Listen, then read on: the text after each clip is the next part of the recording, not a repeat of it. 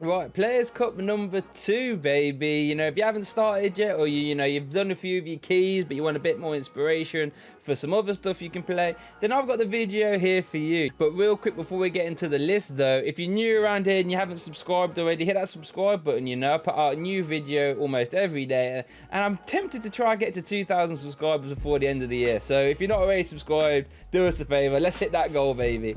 But yeah, without further ado, let's get into the top 4 decks for Players Cup 2 qualification. Let's get involved.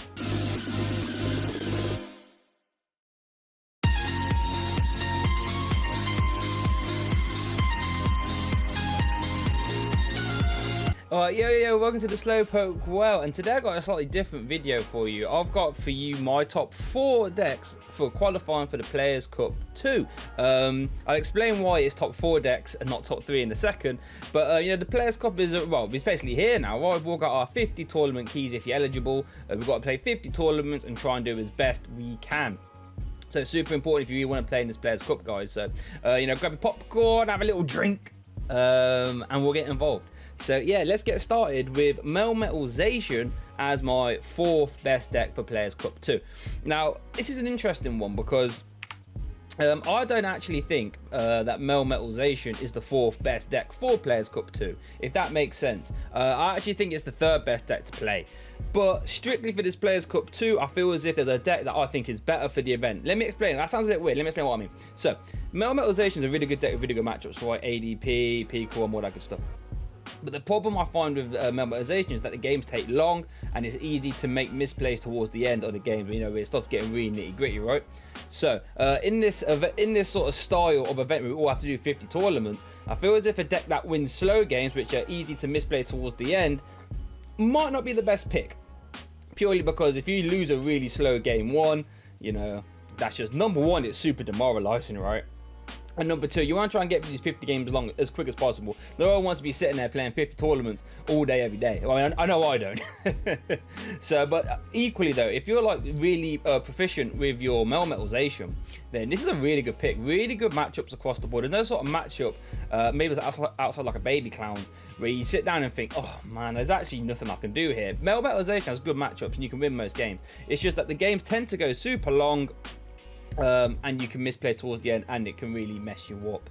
You haven't got that raw sort of burst like ADP. Like ADP can dead you up for 2 turns, but if they just burst, take 3 prizes and hit like 2 sources in that turn, then they're fine, right? And I feel like you haven't really got that sort of major combat potential outside like some hammer flips if you're playing them or something like this. So yeah, that's why I've got Melmetalzation number 4. Okay, my 3rd best deck for Players Cup number 2 qualification is the Mewtwo. Now, I actually think that Melmetalzation is a better deck overall against the meta. But what I really like about Mewtwo is just that super aggressive early game that can just win games by like turn 1 or turn 2. It's hard to argue with like a turn 2 300 flare blitz, right? And that's why I've actually ranked it over Melmetalzation. Your matchup spread might not be as good, but just being so aggressive and so raw, like when you got to do 50 tournaments, guys, you're gonna want some freebies, and Melmetalzation doesn't get many freebies. Mewtwo, well, the other hand, can get quite a few freebies. Just being like, right, even against like a bad matchup, if you can just be like, bang, there's 300, and they're like, oh. Well, I actually haven't got my second Eternatus with an energy down, so I guess I'll Spirit Tomb or Hooper you. You're like, bang, Venom Shot, something on the bench or something. I guess that's a bad example. You don't really Venom Shot against Eternatus, but you know what I mean. Your tempo is just so strong. You can play any attackers for any matchup. Then you got like Incineroar GX, so much crazy. You got Lava Flow still, you got Flare Blitz, super strong. There's just so many different options, and if such a versatile deck like that is really good when you have to play 50 events, you know what I mean? So if you're proficient with Mewtwo, I think it's a very good pick for these tournaments. So yeah, Mewtwo is my 3rd best deck for Players Cup qualification. Okay, my 2nd best deck for Players Cup 2 qualification has to be Eternatus. No surprises there, right? I think a lot of us Pokemon players, we can get really tunnel vision to finding like the perfect deck for every situation, right? And what do I mean by that? So I mean, like, okay, we want to know the best deck that can like have 50-50s across everything. We want to know what to do for every single situation. We want to be able to say, right, this deck can do this deck can do this deck can do this. And sometimes I think we get tunnel visioned on that, and we don't look at the simple big picture. And sometimes doing 270 for 2 energy is all you need. Like, you know, might not be able to OKO the VMAX, that's fine. Yeah, but I can do 270 turn like 2 or 3 very consistently. Can you?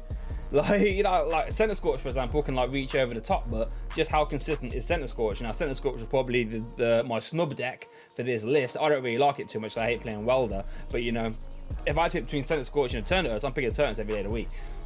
Just because it's so consistent, it's so strong. You got 4 Crobat, you got Hoopers, you got Spirit Tombs, you know, you got 270. You only attack for 2 attachments. If you're scared of hammers, you can play Turbo Patch Energy Switch. Super versatile. You know, you got Marnie. Marnie will win you games as well. If you play a high Mind account, you can just Marnie someone out of the game. And that's something like looking at the other 2 decks, you actually can't play a high account of outside of Melmetal. But Melmetal hasn't got that sort of Marnie burst potential as Eternatus has, in my opinion. So yeah, Eternatus, and no shocker here that I've got it as my second best deck for this, because it's super strong, we all know that. So yeah, hopefully everyone's got their promo codes and their Crobats, because I think it's a very good deck to play. And then our number 1 pick, this really shouldn't come as no surprise, but I feel as if ADPZ is the perfect deck for an event like Players Cup 2. Just, you know, number 1, your games are super fast. Games are decided in like 4 turns maximum. So when you got to do 50 events, you know, being able to just end games super fast, super quick, that's a positive, right? That's a big positive. That's why I had Welder Mewtwo over Melmetal. Number 2 is just the best deck in format, in my opinion. I really think that it is. You know, there's no real super hard way to combat ADPZ. You know, you can play hammers, but they got Source Energy Switch. They got a lot of tools in the toolbox. So yeah, getting back to what I was saying about the Eternatus, sometimes as TCG players, we like to like try and think too much outside the box and over plan, where sometimes taking 3 prizes off a Dedenne or other Zacians or Crobats is, you know, fun enough. And even doing an extra 30 sometimes is all you need. Being able to just pop off that Jex attack in 1 turn, so you've got a bit of outs to hammers, pretty nuts. And being able to just gush for 3 prizes twice, that seems pretty good. I feel as if ADPZ is like the perfect deck for a tournament like this. You can see on stuff like Twitter and Facebook and Verbank, everyone's like, oh, Players Cup 2 is like an ADPZ fest. No, number 1, I think there's a good reason for that. Number 2, if you are looking to play ADPZ, I would really consider testing the mirror, or at least teching for the mirror. I think big charms are really good, so that means your opponent can't go ultimate ray into a Dedenne, because that's a super strong play.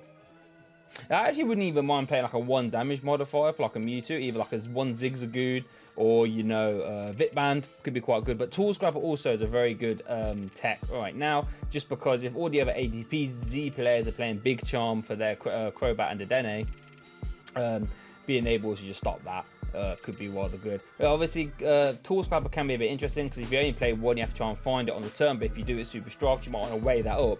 Do you want to like cut into the decks and say consistency to try and have a better mirror?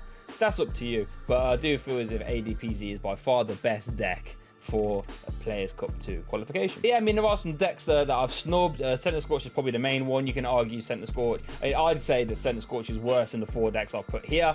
But, you know, Center Scorch does have its players. There's some people really like Welder. I actually detest Welder. Can't stand it. So you'll never catch me playing Welder deck. Although the Greens version does seem pretty fun. Baby Clowns has its players as well. What would scare me with Baby Clowns though is just because you play so much energy, you can brick quite a lot. I've seen that happen quite a bit as well. So I wouldn't want to have a deck that relies so much on like having so many energy when you have to play 50 games of it, because it would drive me insane. You have to enjoy the deck when you're playing 50 games of it, at least 50 as well. Inteleon could be rather fun, but again, I haven't got no experience with the deck, and again, that can be kind of bricky. When you're playing 50 games of a deck, I don't want it to be bricky. Anything else that I've missed off? No, I don't think so. Oh, I guess Tina Chomp's actually one of my favourite decks in format, but I don't feel as if I can realistically rank it too high here for a few reasons. Number 1, it's a greens deck, so you can't really pick up and play it if you have no prior knowledge with greens decks. You're really susceptible to Marnie occasionally, and the game plan can be like super linear. The matchup spread isn't the greatest, but it's really good at dealing with the decks it wants to deal with. But yeah, I mean, I don't know if I want to play 50. I mean, as much as I love it, I don't know if I can play 50 games of it. You know what I mean? But yeah, thanks for watching, guys. Let me know what your top 4 decks are for Players Cup. Are you even trying to go? Are you trying to qualify? Let me know what you're playing, all that good stuff. But thank you for watching, and I'll see you next time.